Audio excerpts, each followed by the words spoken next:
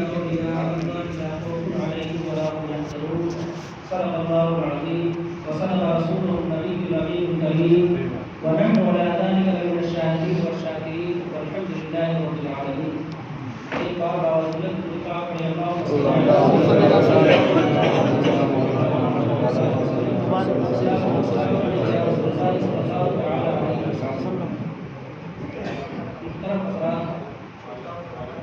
آج کی رات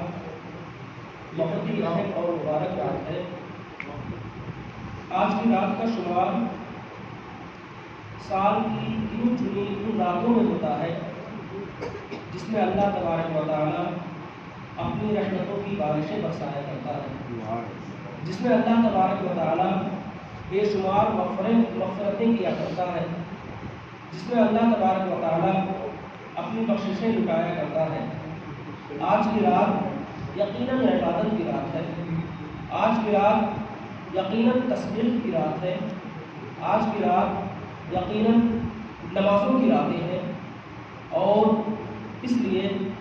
آپ کے لیے یہ بہت اہم رات ہے. اور اس اہم رات میں مناسب ہے کہ آپ کا وقت زیادہ نہ لیا جائے، لیکن چونکہ یہ اہم رات ہے اور اہم موقع ہے، اس لیے یہ بھی مناسب ہے کہ اس رات کے تعلق سے کچھ ضروری گفتگو بھی ہو جائے. اور یہ جیسا کہ حکم بھی تھا میرے کچھ بزرگوں کا کہ اس رات کے بارے میں ایک بیان ہو جائے آج، تو اس پر عمل کرتے ہوئے میں نے یہ ارادہ کیا کہ کچھ ضروری چیزیں محض کم وقت میں بیان کرنے کی کوشش کی جائے. ایک بار بازو درود پاک پڑھیں اللہم صلی اللہ علیہ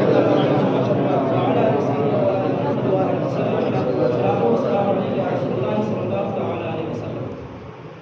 جیسا کہ آپ کو معلوم ہے کہ جیسے ہی رجب کا مہینہ گزرتا ہے اور شعبان کی 1 تاریخ جیسے ہی آتی ہے، سوشل میڈیا اور بازاروں میں آپس میں یہ گفتگو عام ہو جایا کرتی ہے کہ شب برات کیا ہے، شب برات کون سی چیز ہے، کیا نبی کے زمانے میں یہ چیزیں ہوا کرتی تھی، کیا اس کا ثبوت کہاں سے ہے، اس کی شرعی حیثیت کیا ہے، اس کی حقیقت کیا ہے، کیا اسے منانا جائز ہے، کیا اسے منانا ناجائز ہے، کیا بدعت ہے، وغیرہ وغیرہ. جیسا کہ آج کل سوشل میڈیا کا زمانہ ہے، اس پر بھی آپ یہ گفتگو بڑے ہی پرزور طریقے سے دیکھا کرتے ہیں. نتیجہ یہ ہوتا ہے کہ ہر وہ شخص جسے صحیح سے اردو پڑھنا بھی نہیں آتا ہے، ہر وہ شخص جسے تلفظ کے ساتھ قرآن شریف پڑھنا بھی نہیں آتا ہے، وہ بھی اس رات کو، اس عبادت کی رات کو بدعت کہا کرتا ہے، اور اس رات میں ہونے والی چیزوں کو ناجائز و حرام اکثر کیے دیتا ہے. لیکن ہم اور آپ کے لیے ضروری ہے کہ کسی چیز پر بھی، کسی مسئلے کے متعلق بھی اگر گفتگو کرنا چاہتے ہیں، اگر ہم اپنی رائے رکھنا چاہتے ہیں، تو اس سے پہلے ضروری ہے کہ ہم اس کے بارے میں مکمل معلومات حاصل کر لیں، اس کے بارے میں ہم چند کتابوں کا مطالعہ کر لیں، اس کے بارے میں ہم کچھ علماء و مشائخ کی رائے جان لیں. ایسے ہی مطلقاً سوشل میڈیا پر ایک پوسٹ دیکھی اور بازاروں میں یہ کہتے پھرنے لگے کہ یہ چیز ناجائز ہے، یہ چیز بدعت ہے، اس کا کوئی ثبوت نہیں، نبی کے زمانے میں یہ چیزیں نہیں ہوا کرتی تھی، وغیرہ وغیرہ، جیسا کہ آج کل یہ عام روش ہے. اس لیے اس موقع سے ہم اس پر گفتگو کریں گے. سب سے پہلے تو آپ یہ جانیں کہ شب برات ہے کیا. اگر شب برات پٹاخہ پھوڑنے کا نام ہے، اگر شب برات لہو و لعب میں رات گزارنے کا نام ہے، تو یقین مانیں کہ اس کی شرعی کوئی حیثیت نہیں، اس کا یقیناً کوئی ثبوت نہیں. اور اگر شب برات محض حلوہ پکانے اور کھانے کا نام ہے، اگر شب برات محض قبرستان پر جانے کا ہی نام ہے، تو بھی یقین مان لیں کہ اس کا کوئی ثبوت نہیں. لیکن اگر شب برات کے آپ معنی پر غور کر لیں گے، اگر شب برات کے اس لفظ پر غور کر لیں گے، تو یقین مانیں گے کہ اس کا ثبوت آپ کو قرآن سے بھی مل جائے گا، اس کا ثبوت آپ کو حدیث سے بھی مل جائے گا. اب آئیے دیکھتے ہیں کہ کس طرح اس کا ثبوت ملتا ہے. نمبر 1، آپ دیکھیں کہ شب برات کیا ہے. یہ 2 لفظوں سے مل کر بنا ہوا ہے، ایک ہے شب اور دوسرا ہے برات. شب برات جسے ہم اردو میں بولتے ہیں شب برات. شب کا معنی ہوتا ہے، آپ کو معلوم ہے کہ رات، اور برات کا معنی نجات، رہائی، اس کی رات. یعنی اب دونوں کا اگر ہم ملا کر کے کہیں گے تو نجات کی رات. رہائی کی رات، گناہوں سے چھٹکارے کی رات، جہنم سے رہائی کی رات وغیرہ وغیرہ بہت سے معنی کر سکتے ہیں۔ تو اب یہ یقیناً ایک اہم معنی ہے جس کے معنی سے ہی آپ کو پتہ چل جائے گا کہ نہ یہ پٹاخے پھوڑنے کی راتیں ہیں، نہ یہ صرف حلوہ کھانے کی رات ہے، بلکہ یہ رات ہے جو وہ عمل کرنے کی رات ہے جس سے آپ کو یقیناً نجات ملے۔ یہ وہ رات ایسی رات ہے جس میں آپ ایسا عمل کریں جس سے آپ کے گناہوں کی مغفرت ہو جائے، جس سے آپ کے لیے جہنم سے رہائی کا پروانہ مل جائے، اور آپ کی تقدیر میں آپ کے لیے اللہ تبارک و تعالیٰ بخششیں کر دے، آپ کی گناہوں کی مغفرت کر دے۔ اس کو شب برات بھی اسی لیے کہا جاتا ہے کہ یہ گناہوں سے چھٹکارے کی رات ہے، جہنم سے چھٹکارے کی رات ہے۔ اب کیا اس کا ثبوت بھی ہے حدیث پاک سے؟ کیا نبی پاک صلی اللہ علیہ وسلم سے کوئی ایسا عمل ثابت ہے جو اس رات میں عبادت کرنے کو، جو اس رات کو منانے کو تقویت دیتا ہو، اس کی تائید ہوتی ہو؟ تو آئیے جب ہم حدیثوں پر نظر دوڑاتے ہیں، جب ہم حدیثوں کی کتابوں کا مطالعہ کرتے ہیں تو متعدد حدیثیں اس بارے میں آپ کے سامنے نظر آتی ہیں۔ کچھ لوگ کہتے ہیں کہ ایسی کوئی چیزیں نہیں ہیں، کہیں سے بھی اس کا ثبوت نہیں ملتا ہے، پتہ نہیں ان کو کیا ہو جاتا ہے، وہ کہاں سے حدیثیں پڑھا کرتے ہیں، وہ کہاں سے علم حاصل کرتے ہیں کہ اس کا مطلقاً انکار کیے دیتے ہیں۔ آئیے ہم آپ کو بوجہ اختصار صرف 4 حدیث سناتے ہیں، ورنہ اور بھی حدیثوں کی فہرست لمبی ہو سکتی ہے، لیکن آپ کے سامنے محض 4 حدیثیں رکھی جاتی ہیں جو کہ ثبوت کے لیے کافی ہیں۔ پہلی حدیث معاذ بن جبل رضی اللہ تعالیٰ عنہ سے ہے۔ آپ نے فرمایا قال رسول اللہ صلی اللہ تعالیٰ علیہ وسلم یطلع اللہ إلى جميع خلقه ليلة النصف من شعبان فيغفر لجميع خلقه إلا لمشرك أو مشاهد، یعنی اللہ تبارک و تعالیٰ نصف شعبان کی رات یعنی 15ویں شعبان کی رات آسمانی دنیا پر تمام مخلوق پر تجلی فرماتا ہے، تمام مخلوق پر تجلی فرماتا ہے اور تمام مخلوق کی مغفرت فرما دیا کرتا ہے، مگر 2 شخص کی مغفرت نہیں فرمایا کرتا۔ وہ 2 شخص کون ہیں؟ الا لمشرک اور مشاہد، یعنی وہ مشرک ہے جن کی اللہ تبارک و تعالیٰ اس رات کو مغفرت نہیں فرماتا ہے، یا مشاہد ہے یعنی اس کی بھی مغفرت نہیں فرماتا۔ مشاہد کے معنی ہوتا ہے جو اپنے بھائی سے عداوت رکھتا ہو، جو اپنے کسی مومن بھائی سے بغض رکھتا ہو، جو اپنے مومن بھائی سے کوئی حسد رکھتا ہو، اس شخص کی بھی اس رات مغفرت نہیں ہوتی ہے، جو اپنے مومن بھائی کے لیے دل میں بغض اور حقد اور کینہ رکھتا ہو۔ اب دوسری حدیث ہے، اس حدیث کو متعدد علماء کرام اور محدثین نے اپنی کتابوں میں اسے اپنی طور پر نقل کیا ہے، اور ایسا نہیں ہے کہ یہ حدیث جیسا کہ آج کل لوگوں کو شیوا ہے، حدیث کا نام آتے ہی، حدیث کا ذکر آتے ہی پہلا لفظ جو ان کے منہ سے نکلتا ہے وہ یہ کہ ضعیف ہے، ضعیف ہے حدیث قابل عمل نہیں ہے، حدیث ثابت نہیں ہے۔ یہ اس حدیث اس درجے کو پہنچ جاتی ہے کہ اس کو علماء کرام نے صحیح کے درجے میں کہا ہے، یعنی جو حدیث قبول کرنے کا، حدیث جانچنے کا جو سب سے اعلیٰ معیار ہے، جو سب سے اعلیٰ ترازو ہے، اس کو صحیح کا لفظ کہتے ہیں۔ یعنی اگر تقویت کے اعتبار سے حدیث اعلیٰ درجے پر پہنچ جاتی ہے تو اس کو کہتے ہیں حدیث صحیح ہے۔ اس کے علاوہ اس کا دوسرا درجہ جو حدیث کا آتا ہے اس کو حسن کہا جاتا ہے، تیسرا درجہ جو آتا ہے اسے ضعیف کہا جاتا ہے، پھر اس درجے میں بھی درجے ہوا کرتے ہیں جس کی تفصیل بڑی جلدی ہے۔ تو یہ حدیث حسن نہیں بلکہ صحیح کے درجے میں پہنچ جایا کرتی ہے، یعنی سب سے اوپر پہنچ جایا کرتی ہے، قبولیت کے اعتبار سے اس میں کوئی شک نہیں ہے۔ اسی لیے متعدد علماء کرام نے، متعدد محدثین کرام نے اسے اپنی کتابوں میں نقل کیا ہے، اور محدثین نے اسے صحیح کہا ہے اور اس پر عمل جائز قرار دیا ہے۔ اب آئیے دوسری حدیث ہے، ابی ثعلبہ رضی اللہ تعالیٰ عنہ نبی کریم صلی اللہ تعالیٰ علیہ وسلم نے فرمایا ان اللہ یطلع علی عبادہ فی لیلۃ النصف من شعبان فیغفر للمؤمنین ویملی للکافرین ویدعو اہل الحقد بحقدہم حتی یدعوہ، یعنی اللہ تبارک و تعالیٰ نصف شعبان کی رات یعنی 15ویں شعبان کی رات مخلوق پر تجلی فرماتا ہے، اپنے بندوں پر تجلی فرماتا ہے اور تمام مومنین کے مغفرت فرما دیا کرتا ہے، لیکن کافروں کو چھوڑ دیا کرتا ہے۔ وَيُمْلِي الْكَافِرِينَ، یعنی کافروں کو چھوڑ دیا کرتا ہے، اس کے علاوہ ایک شخص کو اور چھوڑ دیا کرتا ہے۔ اور آگے فرماتے ہیں وَيَدْعُو أَهْلَ الْحِقْدِ بِحِقْدِهِمْ حَتَّى يَدْعُوهُ، یعنی جو حقد والے ہیں، جو دل میں اپنے کینہ رکھتے ہیں، جو دل میں اپنے حسد رکھتے ہیں دوسرے بھائیوں کے لیے، ان کو بھی چھوڑ دیا کرتا ہے ان کے حقد کے ساتھ، یہاں تک کہ وہ شخص اپنا بغض، اپنا حسد، اپنا کینہ اپنے دل سے نکال دے تو اللہ تبارک و تعالیٰ اس کے بعد اس کی بھی مغفرت فرما دیا کرتا ہے۔ اس حدیث سے بھی معلوم ہوا کہ یہ رات کوئی عام رات نہیں ہے، بلکہ یہ رات وہ رات ہے کہ جب اللہ تبارک و تعالیٰ اپنے بندوں پر تجلی فرماتا ہے اور مغفرت فرماتا ہے، مگر دو شخص کو چھوڑ دیا کرتا ہے۔ اس کے علاوہ آئیے تیسری حدیث حضرت عائشہ رضی اللہ تعالیٰ عنہ سے مروی ہے۔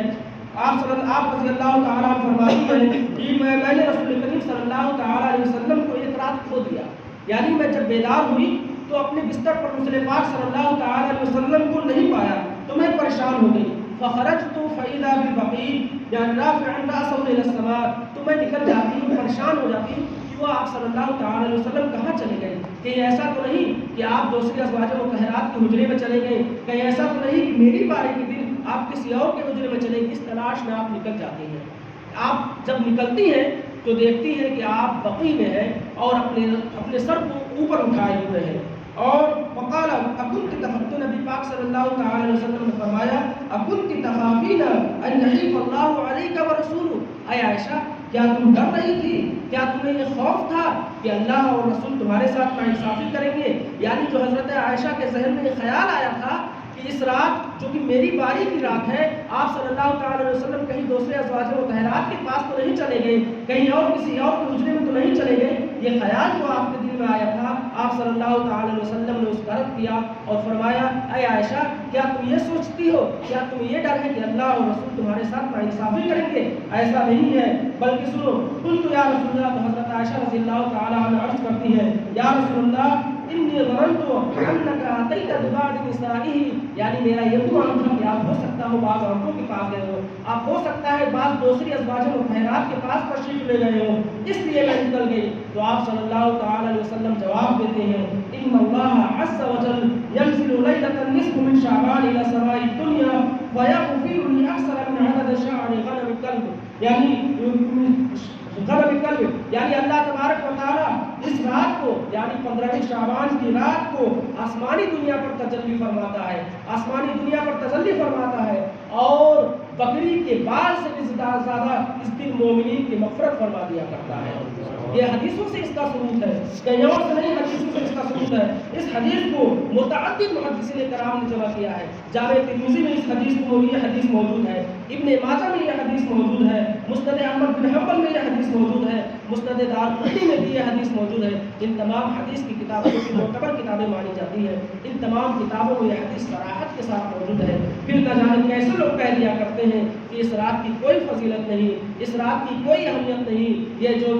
شب برات ہے جو آپ لوگ منایا کرتے ہیں یہ بدعت ہے، نبی صلی اللہ تعالی علیہ وسلم کے زمانے میں اس کا کوئی ثبوت نہیں۔ کیا ان کی نظر ان حدیثوں پر نہیں پڑتی؟ اس کے علاوہ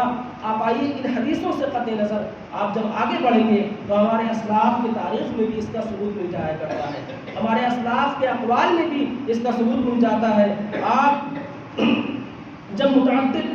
اقوال کے بارے میں متعدد علماء کرام، متعدد صحابہ کرام، متعدد تابعین کرام کے اقوال اور ان کی سیرت کو چھانٹیں گے تو وہ لوگ اس رات کا کتنا اہتمام کیا کرتے تھے، ان کے نظریات کیا تھے اس رات کے بارے میں، اس کا بھی پتہ چل جایا کرتا ہے۔ آپ دیکھیں حضرت عبداللہ بن عمر رضی اللہ تعالیٰ عنہ فرماتے ہیں کہ 5 راتیں ایسی ہیں جن میں دعائیں رد نہیں کی جاتی، ان میں کون کون رات ہے؟ اس میں جمعہ کی رات ہے، پہلی رجب کی رات ہے، 15 شعبان کی رات ہے جو کہ یہ رات ہے جس میں ہم لوگ ذکر خیر کر رہے ہیں، اس کے علاوہ اور دونوں عیدوں کی راتیں ہیں۔ یہ 5 وہ رات ہیں جس میں اللہ تبارک و تعالیٰ مومنین کی دعائیں رد نہیں کیا کرتا ہے۔ آپ کو حدیث سے بھی ثبوت مل گیا اور دوسرے صحابہ کرام کا قول، یہ حضرت عبداللہ بن عمر یہ کوئی عام صحابی نہیں ہے، حضرت عبداللہ بن عمر کا شمار ان علماء صحابہ میں ہوا کرتا ہے کہ نبی پاک صلی اللہ تعالی علیہ وسلم کے بعد جن کی طرف فتوے کے لیے، جن کی طرف مسئلے کے لیے، جن کی طرف دینی امور میں رہنمائی کی جاتی تھی اور رجوع کیا جاتا تھا، ان میں ایک نام حضرت عبداللہ بن عمر رضی اللہ تعالیٰ عنہ کا تھا، اور وہ فرما رہے ہیں کہ اس رات میں اللہ تبارک و تعالیٰ مومنین کی دعائیں رد نہیں کیا جاتا ہے۔ 5 رات میں 15 شعبان کی رات بھی آپ نے شمار کرائی۔ اس کے علاوہ مشہور تابعی صحابہ کا درجہ ہو گیا، اب آئیے اس کے نیچے تابعین کے دور میں دیکھتے ہیں۔ حضرت عطا بن یسار، حضرت عطا بن یسار رضی اللہ تعالیٰ عنہ کا نام علماء اہل علم کی دنیا میں بہت ہی معروف اور مشہور ہے۔ آپ کے قول، آپ کے فعل کو لوگ بطور دلیل لوگوں کو پیش کیا کرتے ہیں، یہ وہ مقام ہے آپ کا۔ آپ رضی اللہ تعالیٰ عنہ فرماتے ہیں کہ جب 15 شعبان کی رات آتی ہے تو ملک الموت کو ایک صحیفہ دے دیا جاتا ہے کہ ان میں جن لوگوں کا نام ہے ان کی روح قبض کر لینا، تو بندہ فرش بچھاتا ہے، بیویوں سے نکاح کرتا ہے، گھر بناتا رہتا ہے، حالانکہ اس کا نام اس سال کے مردوں کی لسٹ میں لکھا جا چکا ہوتا ہے۔ یہ کوئی اور نہیں، حضرت عطا بن یسار رضی اللہ تعالیٰ عنہ کرے، جن کا شمار مشہور اور جلیل القدر تابعین کرام میں ہوا کرتا ہے۔ اگر لوگوں کو حدیثیں نظر نہیں آتی ہیں تو حدیث پڑھنے والے جو لوگ ان سے بڑے محدثین کی کوئی جماعت نہیں گزری ہے، ان کے اقوال کو دیکھ لیا کرتے ہیں اور یقین مانے ان کے یہ کہنا کہ اللہ تبارک و تعالیٰ 5 راتوں میں دعائیں رد نہیں کرتا ہے، ظاہر ہے حضرت عبداللہ بن عمر رضی اللہ تعالیٰ عنہ کو یہ علم خود سے وحی کو نازل نہیں ہوئی ہوگی، کیونکہ صحابہ پر وحی نہیں نازل ہو سکتی۔ وحی کا نازل ہونا صرف نبی کا خاصہ ہے، اور کس رات میں کب دعا قبول ہوتی ہے، کس رات میں دعا رد نہیں کی جا سکتی، یہ ایسا امر ہے، ایسی چیز ہے جس پر عام شخص کی طاقت نہیں ہے کہ اس پر مطلع ہو سکے۔ ہم آپ نہیں بتا سکتے ہیں کہ کس رات میں آپ کی دعا رد نہیں کی جائے گی، ہم آپ نہیں بتا سکتے ہیں کہ کون سا وقت اجابت کا وقت ہے، کون سا وقت دعا کی قبولیت کا وقت ہے، ہم آپ نہیں بتا سکتے ہیں، عام آدمی نہیں بتا سکتا ہے، بلکہ وہی بتائے گا جس کو نبی پاک صلی اللہ تعالی علیہ وسلم نے علم دیا ہو، جس کو خود نبی پاک صلی اللہ تعالی علیہ وسلم نے بتایا ہو، کیونکہ یہ چیز بغیر وحی کے معلوم ہونے والی نہیں ہے۔ اس کے علاوہ آئیے، آپ نے مشہور 4 اماموں میں امام شافعی رضی اللہ تعالیٰ عنہ کا نام ضرور سنا ہوگا آپ نے۔ آپ رضی اللہ تعالیٰ عنہ فرماتے ہیں کہ ہم تک یہ روایت پہنچی ہے کہ دعائیں قبول کر لی جاتی ہیں۔ کس کس دن دعائیں قبول کر لی جاتی ہیں؟ آپ فرماتے ہیں جمعہ کی رات میں، عیدین کی راتوں میں، پہلی رجب کی رات میں اور 15ویں شعبان کی رات میں۔ یعنی حضرت امام شافعی رضی اللہ تعالیٰ عنہ حضرت عبداللہ بن عمر کے وہی قول کو نقل کرتے ہیں جو میں نے اوپر پیش کیا۔ آپ حضرت امام شافعی رضی اللہ تعالیٰ عنہ اس قول کی پوری تائید کرتے ہیں اور اس کو قبول کرتے ہیں اور اس پر عمل کرتے ہیں، اور گویا آپ نے اپنے ماننے والوں کو یہ پیغام دیا کہ یہ وہ رات ہے جسے عام رات نہیں سمجھنا، بلکہ اسے برات کی رات سمجھنا، اسے نجات کی رات سمجھنا، اسے رہائی کی رات سمجھنا، کیونکہ یہ وہ رات ہے جس میں بندوں کی دعا رد نہیں کی جاتی ہے۔ اس کے علاوہ مشہور عالم، آج کل آپ لوگوں نے دیکھا ہوگا کہ جو لوگ اس کا بڑی شدت کے ساتھ انکار کیا کرتے ہیں، وہ ایک شخص کو بہت ہی زیادہ مانا کرتے ہیں۔ اس میں ایک نام علامہ ابن تیمیہ کا ہے۔ علامہ ابن تیمیہ کو لوگ کے قول کو لوگ بطور سند پیش کیا کرتے ہیں کہ علامہ ابن تیمیہ نے اگر کسی چیز کو جائز کہہ دیا تو وہ جائز ہے، ناجائز کہہ دیا تو وہ ناجائز ہے۔ یہ وہی لوگ ہیں جو لوگ اس بات کا انکار کرتے ہیں، وہی لوگ ان کو سند مانا کرتے ہیں، وہی لوگ ان کو اپنا پیشوا مانا کرتے ہیں اور سب سے مضبوط اور سب سے بڑا عالم مانا کرتے ہیں۔ گویا ان کی نظر میں 5ویں صدی تک امت میں کوئی مجدد نہیں پیدا ہوا، ڈائریکٹ 6ویں صدی میں اگر کوئی مجدد پیدا ہوا ہے تو علامہ ابن تیمیہ پیدا ہوا، یہ ان کی نظر میں ہے۔ آئیے ان کے قول کو بھی دیکھ لیتے ہیں، ان کی کیا رائے ہے اس رات کے بارے میں، ان کا کیا نظریہ ہے اس رات کے بارے میں۔ تو علامہ ابن تیمیہ فرماتے ہیں نصف شعبان کی رات کی فضیلت میں احادیث مرفوعہ اور آثار وارد ہے، یعنی نبی کریم صلی اللہ تعالیٰ علیہ وسلم سے منقول احادیث اور صحابہ سے منقول آثار اس رات کی فضیلت میں وارد ہیں، جو کہ کتابوں میں موجود ہیں، جو اس بات کا تقاضا کرتی ہیں کہ وہ فضیلت والی رات ہے۔ یہ کون کہہ رہے ہیں؟ یہ ہم اپنے علماء کے قول نہیں نقل کر رہے ہیں، یہ ہم بلا شبہ آپ کے جن کی بات کو آپ بطور سند لوگوں کو پیش کیا کرتے ہیں، جن کی بات کو آپ دلیل بنا کرتے ہیں، یہ ان کا قول ہے کہ جو اس بات کا تقاضا کرتی ہے کہ وہ فضیلت والی رات ہے۔ اور ہم بھی تو یہی کہتے ہیں یہ فضیلت والی رات ہے، یہ عبادت والی رات ہے، یہ اللہ تعالیٰ کی مغفرت والی رات ہے، اس لیے ہم اس رات کو مناتے ہیں اور اس میں عبادت و ریاضت کیا کرتے ہیں۔ اس کے علاوہ ابن حجر حیتمی مکی رحمۃ اللہ علیہ فرماتے ہیں حاصل کلام یہ کہ اس رات کی خاص فضیلت ہے اور اس رات میں بخشش کی جاتی ہیں اور دعائیں قبول کر لی جاتی ہیں۔ یہ ایک ہی بات لیکن ایک سلسلہ میں نے یعنی تقریباً ایک زمانے کے بعد دوسرے زمانے میں جو لوگ مشہور ہوا کرتے ہیں ان کے قول کو میں ایک ہی بات ذکر پیش کر رہا ہوں۔ اس کے بعد علامہ ابن عابدین شامی رحمۃ اللہ علیہ جن کی کتابیں فقہ اور فقہ میں معتمد اور دلیل کی حیثیت رکھتی ہیں، یعنی اگر ہم لوگوں کو، ہم تمام مسلمانوں کو اگر کسی مسئلے میں کسی کی رہنمائی کی ضرورت پڑتی ہے تو ہم سب سے پہلے کوئی کتاب کھولا کرتے ہیں، تو ابن عابدین کی کتاب کھولا کرتے ہیں، ان کی کتابوں کی طرف رجوع کیا کرتے ہیں۔ وہ فرماتے ہیں کہ نصف شعبان کی رات شب بیداری کرنا مندوب اور مستحب عمل ہے، یعنی مسلمانوں کو چاہیے کہ اس رات کو شب بیداری کرے، کیونکہ اللہ تبارک و تعالیٰ اس رات میں مومنین کی مغفرت فرما دیا کرتا ہے۔ آپ نے حدیثوں سے بھی اس کا ثبوت لے لیا، صحابہ کرام کے اقوال سے بھی اس کا ثبوت لے لیا، تابعین کے اقوال سے بھی اس کا ثبوت لے لیا، اس کے علاوہ متعدد محدثین اور علماء کرام کے اقوال سے بھی اس کا ثبوت مل چکا ہے۔ اور سب سے بڑی دلیل اس رات کی ثبوت اور اس کی شرعی حیثیت پر یہ ہے کہ آپ جب کتاب حدیث کی کتاب اٹھائیں گے تو اس میں ایک باقاعدہ ایک باب ہوا کرتا ہے، باقاعدہ ایک چیپٹر نیا شروع ہوا کرتا ہے جو کہ اسی نام سے شروع ہوا کرتا ہے، باب ما ورد فی احیاء لیلۃ النصف من شعبان، یعنی اس حدیثوں کا بیان جو کہ 15ویں شعبان کی رات کے بارے میں جو حدیثیں وارد ہوئی ہیں اس کا چیپٹر یہ شروع کیا جا رہا ہے۔ گویا اس بات کی دلیل ہے کہ محدثین کرام کا بھی اتفاق تھا، ان کا بھی ماننا تھا کہ اس رات کی خاص فضیلت ہے، ورنہ وہ بھی کہتے ہیں کہ یہ رات کی رات ہے، ہٹاؤ اس کی حدیثیں ہم یہاں پر نہیں ذکر کریں گے، لیکن ان کا ذکر کرنا اپنی کتابوں میں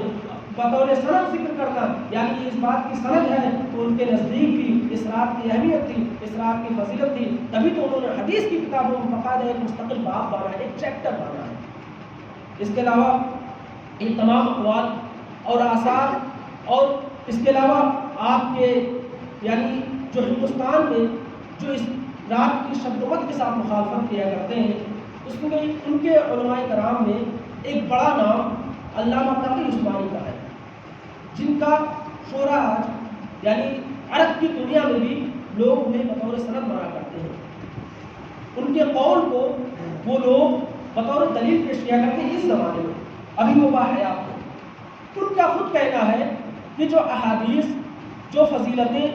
جو آثار یعنی صحابہ کرام سے وارد ہے اس رات میں کے بارے میں، اگرچہ اس میں بعض کمزور ہے، اگرچہ جانچ کا جو پیمانہ ہے، اگرچہ محدثین کی جانچ کا جو پیمانہ اس میں بعض حدیثیں کمزور پڑتی ہیں، لیکن بعض تو مضبوط ہیں، جس سے دونوں کو ملانے سے یہ بات بطور بدرجہ اولا ثابت ہو جاتی ہے کہ یہ رات عام رات نہیں ہے بلکہ عبادت والی رات ہے اور اہمیت والی رات ہے۔ یقین مانیں آپ کے نزدیک اگر کوئی شخص کوئی بات آتی ہے کہ فلاں صاحب نے یہ کہا، فلاں صاحب نے کہا، کوئی خبر آپ تک پہنچتی ہے اور وہ خبر کچھ تھوڑا شک و شبہ ہوتا ہے، لیکن دوسرے راستے سے، دوسرے واسطے سے پھر وہی خبر پہنچتی ہے، تیسرے واسطے سے پھر وہی خبر پہنچتی ہے، آپ کو اس واسطے میں تو شبہ ہے، اس واسطے میں تو شبہ ہے، لیکن ایک واسطہ ایسا آپ کے پاس آیا ہے وہ خبر پہنچنے کا جس میں آپ کو کوئی شبہ نہیں، یعنی جو لوگ خبر دے رہے ہیں انہوں نے آنکھوں سے مشاہدہ کیا ہے، یا پھر وہ لوگ ان کا تعلق اس قصبے سے، اس گاؤں سے جہاں کے بارے میں خبر دی جا رہی ہے، تو یقیناً آپ کو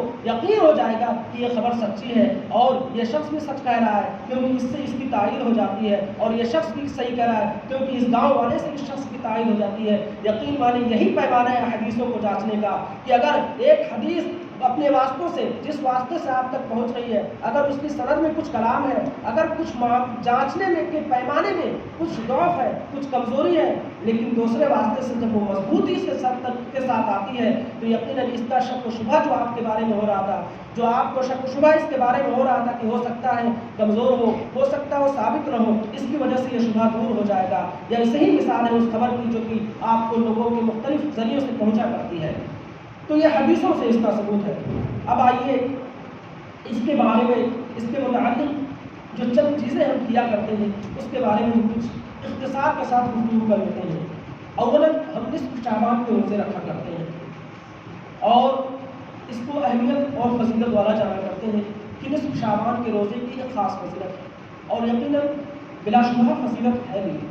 ایک حدیث مروی ہے کہ نبی پاک صلی اللہ تعالیٰ علیہ وسلم نے فرمایا اذا كان ليلة النصف من شعبان فصوموا نهارها وقوموا ليلها، یعنی جب نصف شعبان کا دن آئے، نصف شعبان کی رات آئے تو اس دن روزہ رکھو اور اس رات عبادت کرو۔ یہ حدیث اگرچہ میں آپ کو صراحتاً بتاتا ہوں کہ محدثین کا جو جانچنے کا پیمانہ ہے اس پر صحیح نہیں اترتی ہے، یعنی کچھ کمزوری ہے اس میں، لیکن آپ کو 4 حدیث جو میں نے اوپر پیش کی ہے اس سے اس کی تائید ہو جاتی ہے، پتہ چلتا ہے کہ جب اوپر والی 4 حدیثیں صحیح ہیں تو یہ بھی ضرورت سے یعنی یقیناً صحیح ہوگی، کیونکہ نبی کریم صلی اللہ علیہ وسلم سے اوپر یہ باتیں مقبول ہو چکی ہیں کہ یہ رات کوئی عام رات نہیں ہے، یہ رات فضیلت والی رات ہے، اس رات کو اللہ تبارک و تعالیٰ مومنین کو مغفرت فرما دیا کرتا ہے سوائے مشرک اور مشاہد کے۔ تو پتہ چلا کہ اس حدیث کی بھی سند اسی سے جا کے ملتی ہے اور اس کو تقویت مل جایا کرتی ہے۔ تو نصف شعبان، اور دوسری چیز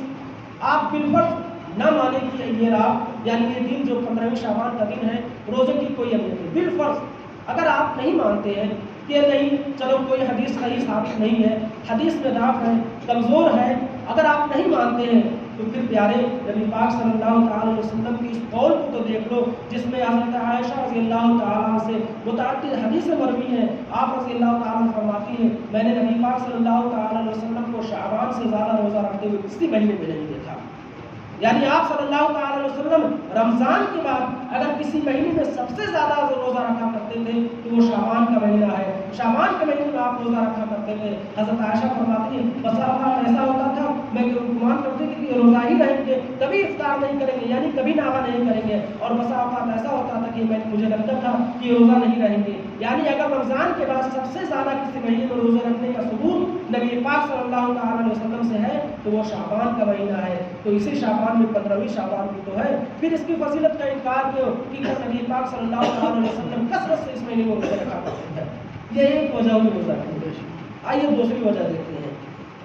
متعدد حدیثوں سے صحیح سند کے ساتھ نبی پاک صلی اللہ تعالی علیہ وسلم سے ایام بیض کی روزے کی فضیلت وارد ہے، یعنی اس میں کسی کو انکار نہیں ہے۔ ایام بیض 13، 14، 15 13، 14، 15ویں ہر چاند کی 13، 14، 15ویں دن تاریخ کی روزے کی فضیلت حدیثوں میں وارد ہے۔ نبی پاک صلی اللہ تعالی علیہ وسلم اس دن روزہ رکھا کرتے تھے، یعنی چاند کی 13، 14، 15 تاریخ کو آپ صلی اللہ تعالی علیہ وسلم ہر مہینے کی روزہ رکھا کرتے تھے۔ تو آپ جب اس 15ویں شعبان کی رات میں شب بیداری کر رہے ہیں تو کیا آپ پر یہ مستحب نہیں ہے، کیا آپ کے لیے یہ مستحب نہیں ہے کہ آپ اس دن بھی روزہ رکھیں؟ ایک طرح سے آپ کو ایام بیض کا بھی روزہ مل جائے گا، ایک طرح سے نبی پاک صلی اللہ تعالی علیہ وسلم کی سنت پر بھی عمل ہو جائے گا کہ آپ صلی اللہ تعالی علیہ وسلم شعبان میں سب سے زیادہ روزہ رکھا کرتے تھے۔ اور دوسرے مختلف حدیثوں سے بھی اس کا ثبوت ہے کہ نبی پاک صلی اللہ تعالی علیہ وسلم کا فرمان ہے کہ اس دن روزے رکھو۔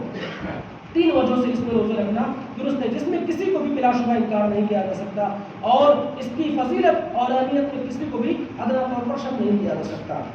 اس کے علاوہ آپ آئیے دیکھتے ہیں کہ اس رات مختلف نمازیں پڑھی جاتی ہیں۔ یقیناً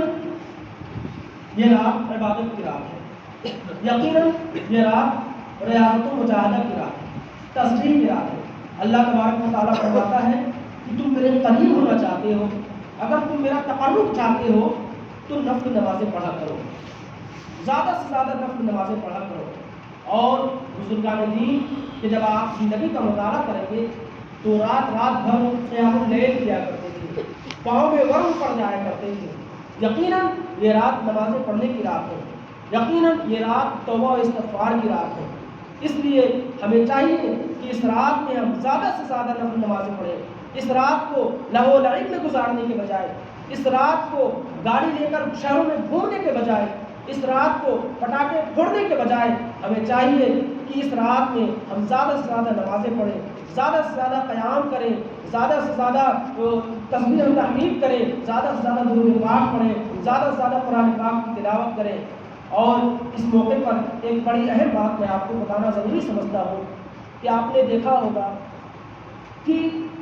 تمام لوگ اس رات میں آ کر کے 100 رکعت 150 رکعت نفل نمازیں پڑھنا شروع کر دیتے ہیں۔ یقیناً نفل نمازیں پڑھنا تقرب کا ذریعہ ہے۔ اللہ تبارک و تعالیٰ فرماتا ہے کہ اگر تم میرے قریب ہونا چاہتے ہو تو نفل نمازیں پڑھو، لیکن آپ ذرا یہ تو بتائیں کہ آپ کے اوپر کسی نے قرض دے رکھا ہے، آپ کے اوپر 1-1.5 لاکھ کا قرض ہے، اور جب قرض والا آپ سے تقاضا کرتا ہے کہ لائیے میرا قرض لائیے مجھے واپس کیجیے، تو آپ اس کو بہلانے کے لیے، آپ اس کو خاموش کرنے کے لیے کچھ ہدیہ دے دیا کرتے ہیں، آپ اس کی دعوت کر دیا کرتے ہیں، اور دعوت میں آپ خوب اڑا رہے ہیں، اس کا اہتمام کے ساتھ اس کا انتظام کر رہے ہیں، اس کی دعوتیں کیا کر رہے ہیں۔ اب آپ اپنے سے سوچیں کیا اس شخص کو یہ گوارا ہوگا کہ آپ اس کے پیسے 1-1.5 لاکھ روپے مہینوں سے روکے ہوئے ہیں، اس کو اس پیسے کی ضرورت ہے، وہ شخص بار بار اپنے پیسے کا مطالبہ کر رہا ہے، لیکن آپ پیسے نہ دے کر کے بار بار اس کو ہدیہ دلوا رہے ہیں، بار بار اس کی دعوتوں پر خوب پیسے خرچ کر رہے ہیں، گویا آپ اس کو خوش کرنے کی کوشش کر رہے ہیں۔ اب آپ بتائیں کیا وہ شخص کبھی خوش ہوگا؟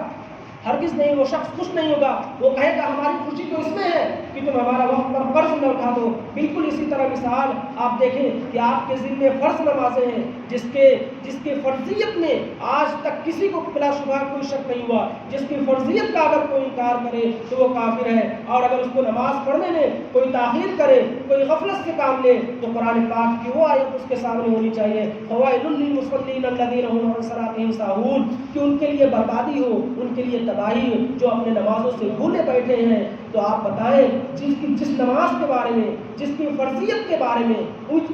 یعنی قطعی طور پر ثابت ہے، جس میں کسی کو شک نہیں، جس کی فرضیت کا انکار کرنے والا کافر ہے، جس کی نماز کو تاخیر سے پڑھنے والا یا غفلت سے پڑھنے والے کے بارے میں وعید آ رہی ہے کہ تباہی اور بربادی ہو، کہاں پر آ رہی ہے؟ قرآن پاک میں آ رہی ہے۔ نماز یعنی نماز روز محشر کے دن جس کے بارے میں سب سے پہلا سوال کیا جائے گا وہ 5 وقتہ نمازیں ہوں گی۔ ان تمام نمازوں کو آپ یکسرے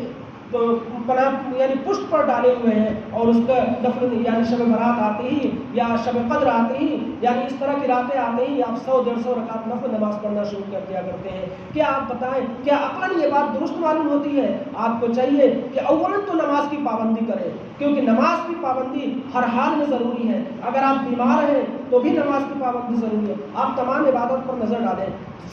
روزے پر نظر ڈالیں اور حج پر نظر ڈالیں، زکوٰۃ پر نظر ڈالیں، جتنی بھی عبادتیں آپ کے ذمہ ہیں سب پر نظر ڈالیں، سب کسی نہ کسی حالت میں جا کر کے معاف ہو جایا کرتے ہیں۔ آپ مریض ہیں، روزہ معاف ہو گیا، یعنی اگر اس درجے کے ہیں تو روزے کی حیثیت نہیں رکھ سکتے ہیں، روزہ معاف ہے، چلو بھائی بعد میں روزہ رکھ لینا۔ آپ مسافر ہیں، روزہ معاف ہو گیا۔ آپ تنگ دست ہو چکے ہیں، آپ کے پاس مال نہیں ہے، آپ کے اوپر سے زکوٰۃ بھی ثابت ہو گئی، آپ کو زکوٰۃ بھی نہیں دینا ہے۔ آپ کے پاس پیسہ نہیں، استطاعت نہیں رکھتے، آپ کو حج بھی نہیں دینا ہے۔ لیکن بندے نماز دیکھیں، نماز ایک ایسی عبادت ہے جو کسی بھی حال میں معاف نہیں ہے۔ اگر آپ کھڑے ہو کر کے نہیں بیٹھ سکتے تو کھڑے ہو کر کے نہیں پڑھ سکتے تو بیٹھ کر کے پڑھیے، بیٹھ کر کے نہیں پڑھ سکتے تو لیٹ کر کے پڑھیے، لیٹ کر کے نہیں پڑھ سکتے تو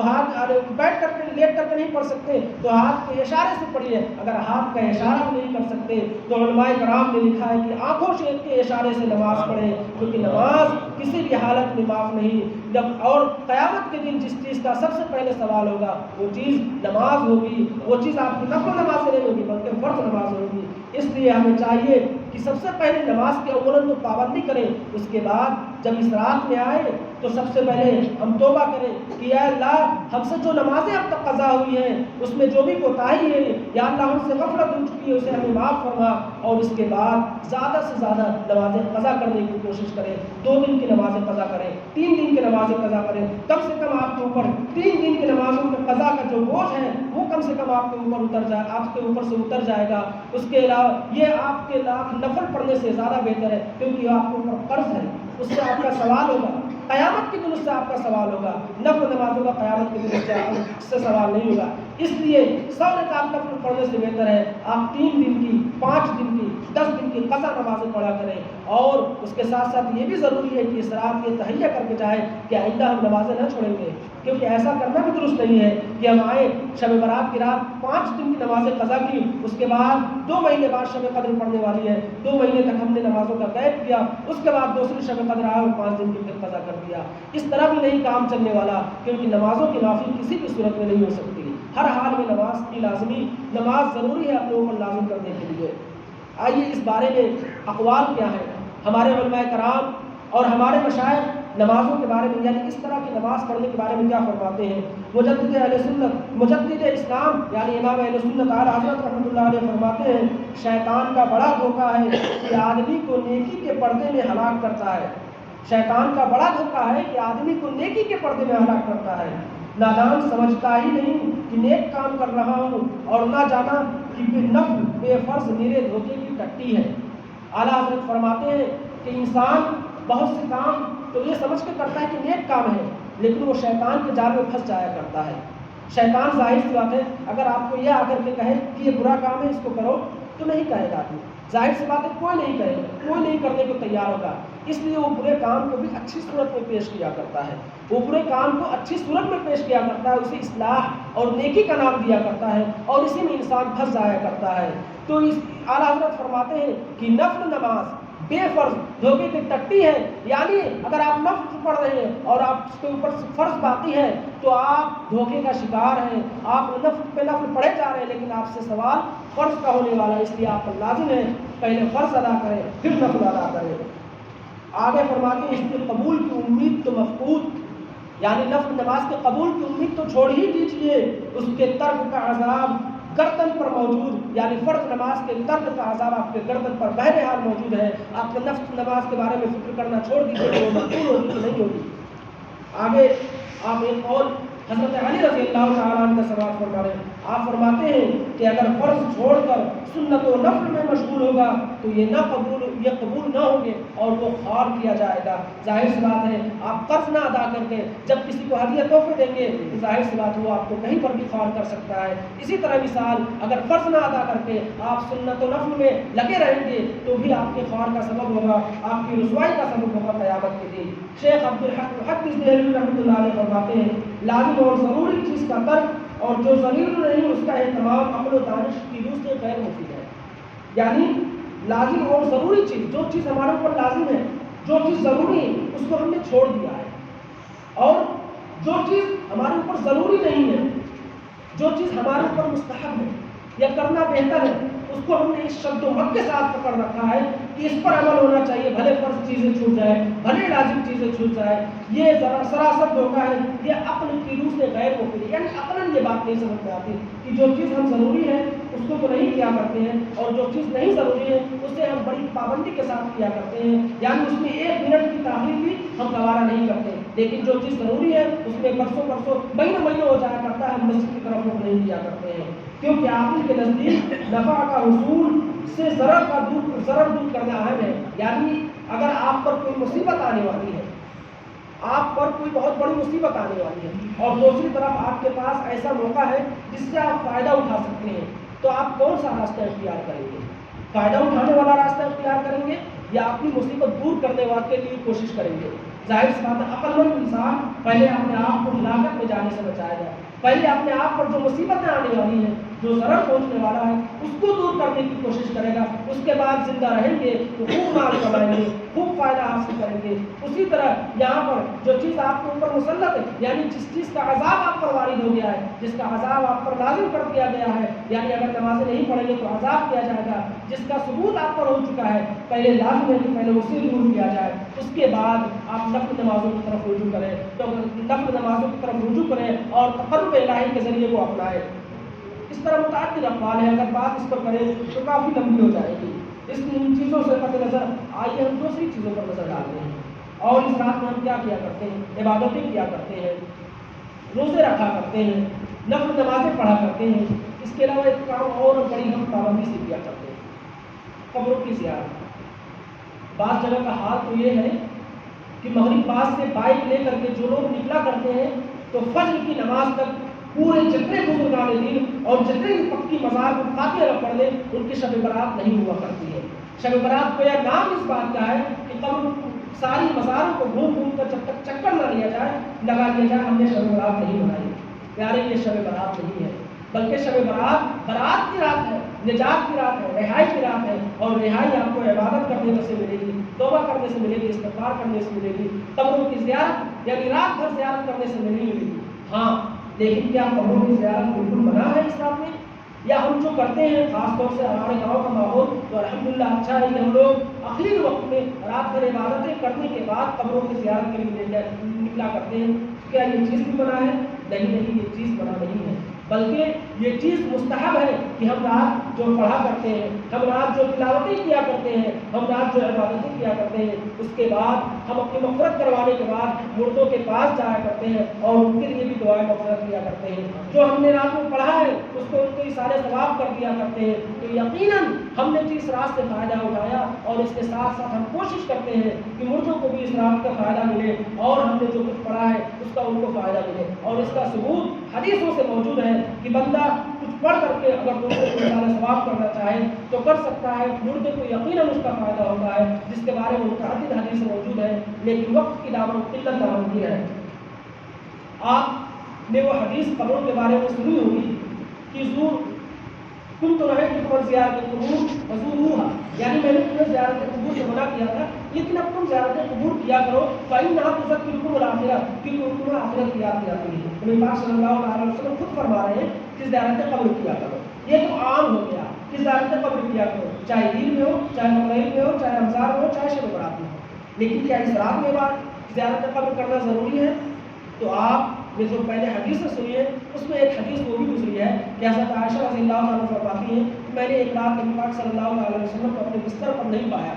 تو میں پریشان ہو گئی، خیال آیا کہیں دوسرے ازواج کے پاس تو نہیں چلے گئے، تو آپ باہر آتی ہیں تو آپ کو یاد ہوگا آپ نے کیا کہا، فَإِذَا بِالْبَقِيعِ، تو میں نے آپ کو جنت البقیع میں پایا، اور جنت البقیع ایک قبرستان ہے۔ نبی پاک صلی اللہ تعالی وسلم اس دن قبرستان میں تھے اور آپ صلی اللہ تعالی وسلم نے فرمایا ان اللہ عز وجل ينزل ليلة النصف من شعبان على عباده فیغفر للمؤمنین، یعنی اللہ تبارک و تعالیٰ آج کی رات اپنے بندوں پر تجلی فرماتا ہے تو مومنین کی مغفرت فرما دیا کرتا ہے۔ ظاہر ہے آپ اس رات قبر میں کیا کر رہے تھے؟ ظاہر ہے قبروں کی زیارت کے لیے گئے تھے، مغفرت کرنے کے لیے گئے تھے، اشارے ثواب کرنے کے لیے گئے تھے، ورنہ اور کیا کام ہو سکتا ہے؟ بعض روایتوں میں ہے کہ آپ کو انہوں نے پڑھتے سنا، کچھ پڑھتے ہی سنا، بہت دیر تک آپ جنت البقیع میں تھے اور آپ صلی اللہ تعالیٰ علیہ وسلم کچھ پڑھ رہے تھے، تو حضرت عائشہ رضی اللہ تعالیٰ نے آپ کو حرکت دی تو آپ نے کوئی حرکت نہیں کی، اس کے بعد پھر آپ نے حرکت دی حضرت عائشہ نے، تو اس کے بعد نبی پاک صلی اللہ علیہ وسلم بیدار ہوتے ہیں، یعنی جس حالت میں تھے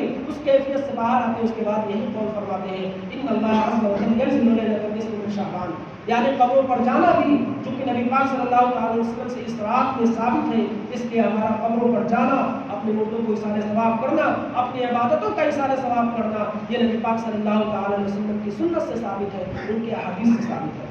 اس کے علاوہ اس کے علاوہ ہم کچھ چیزیں اور بھی کیا کرتے ہیں، پٹاخے پھوڑنا اور اس طرح کی چیزیں، یقیناً اس کے غلط ہونے میں مجھے نہیں لگتا ہے کسی کو شک و شبہ ہونا چاہیے، اس لیے اس پر گفتگو کرنا بھی نامناسب ہے۔ ایک کام ہم کیا کرتے ہیں وہ حلوے بنایا کرتے ہیں، اور سب سے زیادہ جس پر باتیں کی جاتی ہیں وہ یہی حلوہ ہوا کرتا ہے جو سارے مہینے موضوع بحث ہوا کرتا ہے، گویا یہ حلوہ میٹھا کم تیکھا زیادہ ہو جایا کرتا ہے، اس لیے لوگ اس پر کافی مفصل گفتگو کیا کرتے ہیں۔ پیارے بندوں، اگر آپ اس میں غور کریں گے تو جس سب سے پہلے جو لوگ کہتے ہیں کہ حلوہ نہیں بنانا چاہیے، ان سے یہی سوال ہونا چاہیے کیوں نہیں بنانا چاہیے؟ ہمیں یہ ثبوت دینے کی ضرورت نہیں ہے کہ کیوں بنانا چاہیے، کیونکہ اللہ تبارک و تعالیٰ قول ہے کلوا من طیبات ما رزقناکم، جو بھی پاکیزہ چیزیں ہم نے دی ہیں اس میں سے کھاؤ، اور حلوہ بلا شبہ پاکیزہ چیزیں ہیں، حلوہ بلا شبہ پاکیزہ چیزیں اور اطیب چیزوں میں سے ہے، اس لیے حلوہ کے بنانے میں بلا شبہ کوئی کسی شک و شبہ کی گنجائش نہیں ہونی چاہیے۔ لیکن کیا اس رات میں حلوہ بنانا یہ کہاں سے ثابت ہے؟ اور اگر نہیں ثابت ہے تو ہم نے کہاں سے رواج بنا لیا حلوہ بنانے کا؟ تو اس کے بارے میں سیدھی سی بات یہ ہے کہ جب ہم نے یہ مان لیا کہ یہ رات اہمیت والی ہے، فضیلت والی ہے، اللہ تبارک و تعالیٰ مومنین کی مغفرت کیا کرتا ہے، اور اس رات کو متعدد اقوال یعنی متعدد اسلاف اور بزرگوں سے یہ بات بھی منقول ہے کہ اس رات کو روحیں اپنے گھروں پر آیا کرتی ہیں اور ندا کیا کرتی ہیں کہ میرے نام سے صدقہ کرو، میرے نام سے خیرات کرو، تو ظاہر ہے کہ صدقہ اور خیرات کی ایک صورت اثار ثواب کر کے فاتحہ لوگوں کو کھلانا ہوا، یعنی کھانا لوگوں کو کھلانا ہوا کرتا ہے، یہ بھی صدقہ خیرات کی صورت ہے۔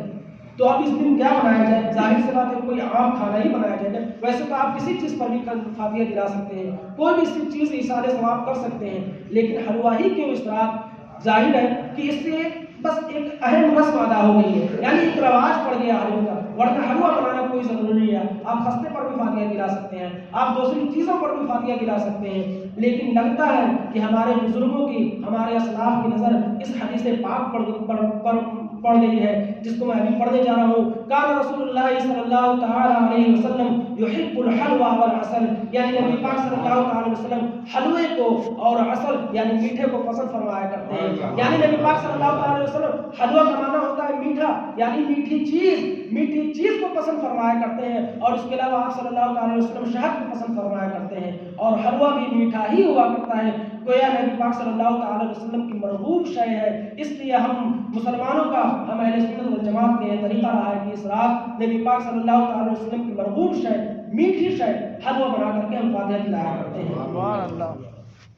اس کے علاوہ روحوں کا گھر پر آنا یہ متعدد بزرگان دین جس میں امام جلال الدین سیوطی اور اس کے علاوہ متعدد حضرت سعید بن مسیب رضی اللہ تعالیٰ عنہ سے مروی ہے، حضرت جلال الدین سیوطی حضرت سعید بن مسیب سے روایت کرتے ہیں ان ارواح المؤمنین فی البر من الارض تذهب حیث شاءت، یعنی اس رات کے بارے میں تو وہ نہیں فرما رہے ہیں، لیکن آپ فرماتے ہیں کہ مومنین کی روحیں جو ہیں اس مومنین کی روحیں برزخ میں چھوڑ دی جاتی ہیں، یعنی وہ جہاں چاہے جائیں، مومنین کی روحیں آزاد کر دی جاتی ہیں۔ لیکن آگے چل کر کے بعض بزرگان دین نے کہا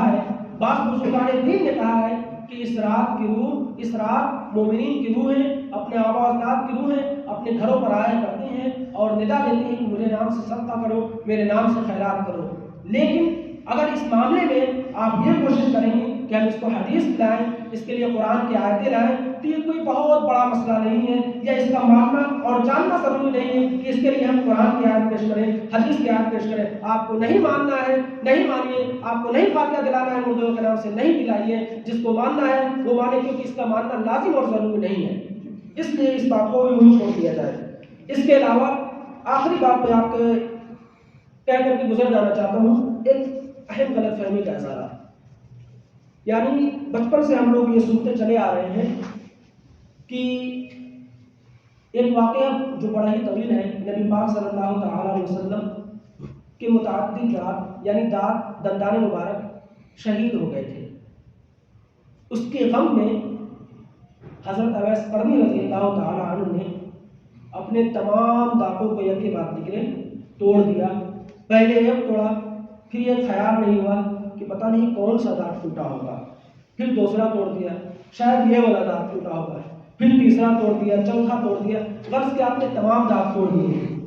اس کے بعد آگے یہ واقعہ بیان کیا جاتا ہے چونکہ آپ کے تمام دانت شہید ہو چکے تھے، آپ نے تمام دانت توڑ دیے تھے، تو آپ کچھ کھا نہیں سکتے تھے، اس لیے مسلمانوں نے آپ کے نام سے گیلے حلوے کا فاتحہ دلانا شروع کر دیا۔ یہ ایک پورا واقعہ بیان کیا جاتا ہے۔ اس کا پس منظر پہلے نبی پاک صلی اللہ تعالی وسلم کے دانت شہید ہونا، اس کے بعد اس کے غم میں ان کی پیروی میں حضرت اویس قرنی کے دانت کا اپنے دانت کا توڑنا، پھر اس کے بعد مسلمانوں کا اسی لیے گیلے حلوے پر فاتحہ دلانا، ایک پورا ایک آپس میں ربط اور تعلق ہے۔ لیکن جب آپ تاریخ کا مطالعہ کریں گے، جب آپ کتابوں کا مطالعہ کریں گے، تو سوائے ایک دو کتابوں کے جو کہ سند اور اعلیٰ درجے کی نہیں، یعنی جن پر زیادہ اعتبار نہیں کیا جا سکتا، جو کہ ہم اپنی زبان میں کہیں تو معتبر نہیں ہے، ان کتابوں کے علاوہ معتبر کتابوں میں، حدیث کی کتابوں میں، فقہا کی کتابوں میں، علماء کی کتابوں میں اس کا تذکرہ نہیں ہوتا، یعنی اس کو کسی نے بیان نہیں کیا سوائے دو چند جو کہ غیر معتبر ہیں۔ دوسری چیز، متعدد علماء کرام نے اس کا بڑے شد و مت کے ساتھ انکار کیا ہے اور اسے کہا ہے کہ یہ بالکل یہ ثابت نہیں ہے، اور جو ایسا واقعہ بیان کیا جاتا ہے اس کا تاریخی حیثیت سے کوئی ثبوت نہیں، اس کی چند وجہیں بیان کی جاتی ہیں۔ اولاً تو میں آپ کے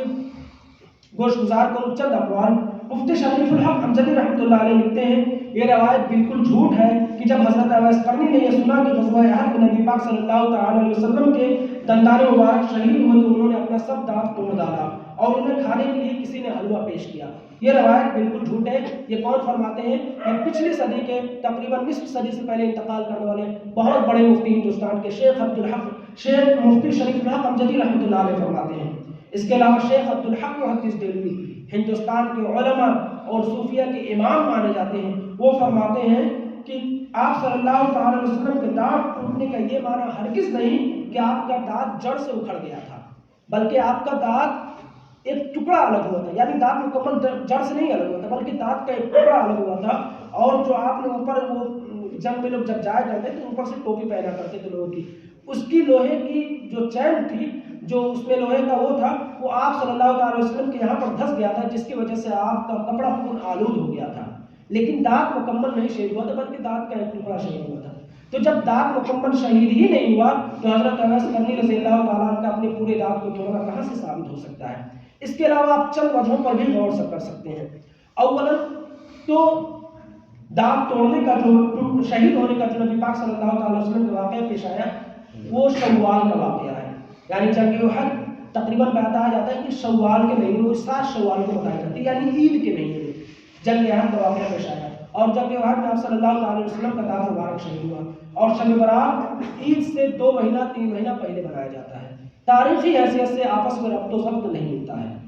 دوسری چیز، حضرت اویس قرنی رضی اللہ تعالیٰ نے جلیل القدر تابعی ہے، آپ کی فضیلت میں احادیث وارد ہے، آپ صلی اللہ تعالیٰ علیہ وسلم کے دور میں تو تھے لیکن آپ نے ان کی زیارت نہیں کی، بتایا جاتا ہے کہ اپنی بیمار ماں کے واسطے سے، لیکن آپ صلی اللہ تعالیٰ علیہ وسلم یعنی نبی پاک صلی اللہ تعالیٰ علیہ وسلم نے حضرت عمر کو اپنی قمیص دے کر کے بھیجا تھا کہ جب فلاں جگہ جانا تو اویس نام کے بندے سے ملنا اور اس کو میری یہ قمیص دینا اور میرا سلام کہنا اور کہنا کہ امت کے لیے مغفرت کریں۔ بلا شبہ حضرت اویس قرنی کی فضیلت ثابت ہے، بلا شبہ آپ جلیل القدر تابعی ہیں، ہمارے بزرگ ہیں، لیکن یہ واقعہ کہ انہوں نے اپنے تمام دانت توڑ ڈالے، یہ اپنے سے پرے معلوم ہوتا ہے، کیونکہ آپ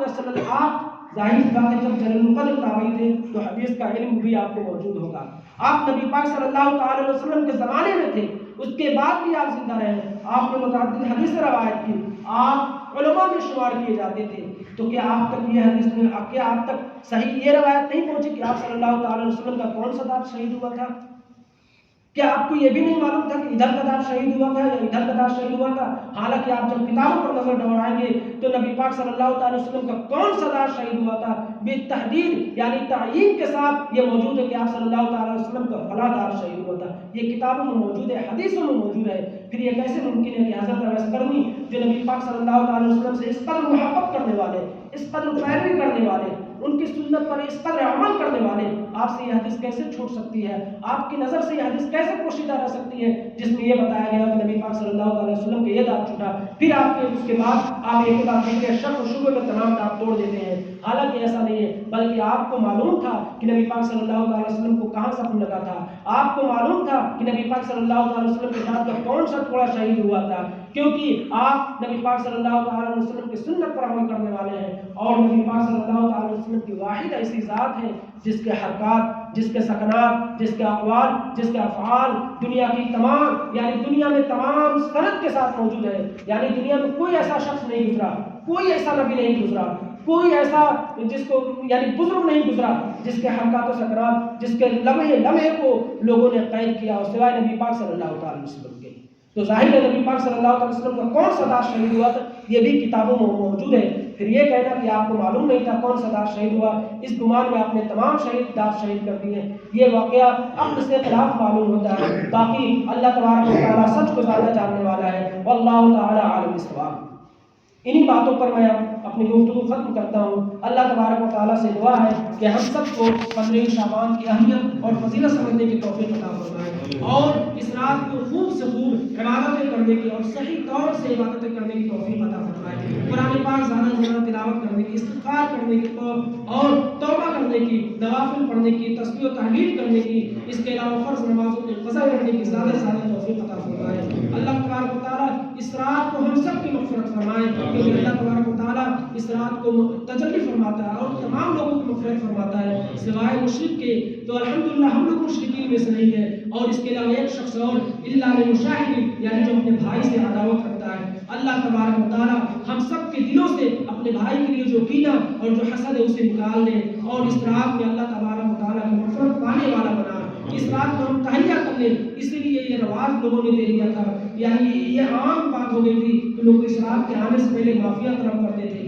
ظاہر ہے اس کا بھی تعلق اسی حدیث سے ہے، کیونکہ جس کے دل میں حسد ہو، جس کے دل میں کینہ ہو، اس کی اس رات مغفرت نہیں کی جاتی، اس لیے مناسب ہے کہ اس رات کے آنے سے پہلے اپنے بھائیوں سے معافی تلافی کر لیں، اپنے بھائیوں کے جو حقوق ہیں ان سے معافی تلافی کر لیں، تاکہ لوگوں کے دلوں میں ایک دوسرے کے دلوں میں بغض و کینہ نہ رہے۔ اللہ تبارک و تعالیٰ ان تمام باتوں پر